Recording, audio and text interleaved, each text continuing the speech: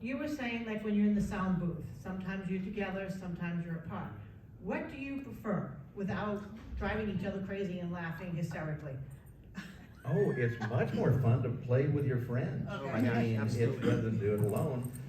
First of all, you can respond to the way that the other actor says something. Right. It's more organic and it's a little easier.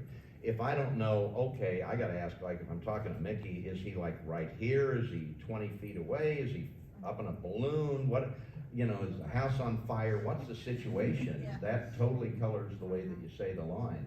And you can usually respond to something immediately and it's dead on. You gotta depend on the director a lot more when you're doing it solo.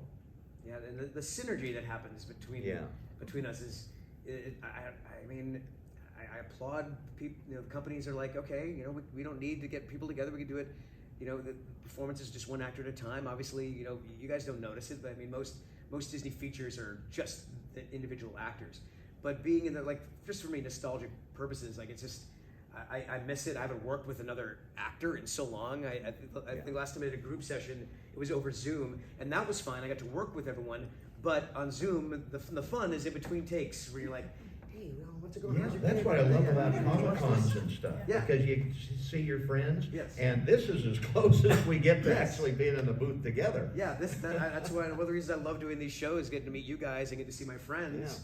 And that panel we did yesterday was like, it was Yeah. outstanding. It was the closest thing to being like in a recording session without getting kicked out. Kind of in the 70s, in the heyday of the Saturday morning recording sessions, they started out with groups, but as technology advanced and studio time, they began to go more and more solo. And then there was a slight callback, because they realized with the ensemble pieces and stuff that it really, so I think it's sort of a case of if they can justify it in the budget and say, no, it really is always better when they do the way too. They try. Everybody tends to agree that if you can do an ensemble, you can. But nowadays, it's not all, we always don't get what we want, but we do get what we need. I would want to be with everybody because, yeah, like you said, you play off one another, facial expressions. Yeah, I'm a teacher, so I'm all big about, you know, all that and. You know, the one-on-one or the group thing together. So yeah, so thank you. Yeah, and since COVID, it kind of locked us down, so I was doing it all from home, my home studio. And my son's an audio engineer, so he's my engineer. And so even after that, now quite often I'll do it from home via Zoom. So the director's on Zoom and all the other people, and we record on the computer at the house, got the good equipment and everything, and that's working fine. But it's not as fun as being with your friends. Bill, do you do Amphibia as an ensemble? We did the whole third season from my house because that was in COVID. Oh, but it was just you? Were you with other actors? No. Oh man. No.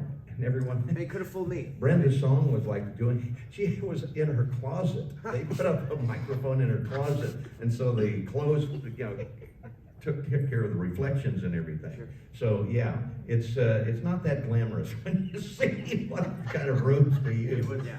It was interesting during lockdown how every professional voice actor had to find a half-used closet for a guest bedroom, or there's that little utility, like panel under the stairs. I can do something with this. Exactly. Yeah, mine's my bedroom closet. It's super tiny, and it was a lot of trial and error. I called a lot of my engineer friends in California, and I realized I have to, like, if I'm recording, I have to unplug my fridge so there's no vibration. I have to make sure the AC is off.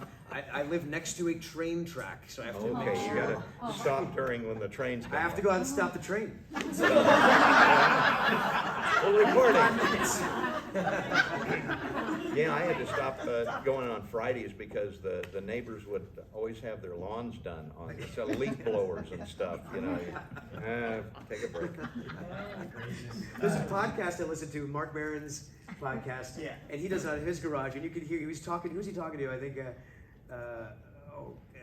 Arnold Schwarzenegger, and he kept rolling, and you could hear the work going on. You could hear Mark opening the door, like, hey, can you guys just give me 5 minutes? I got Arnold Schwarzenegger here. And Schwarzenegger's like, hey, give me the chopper. Like, they had this exchange.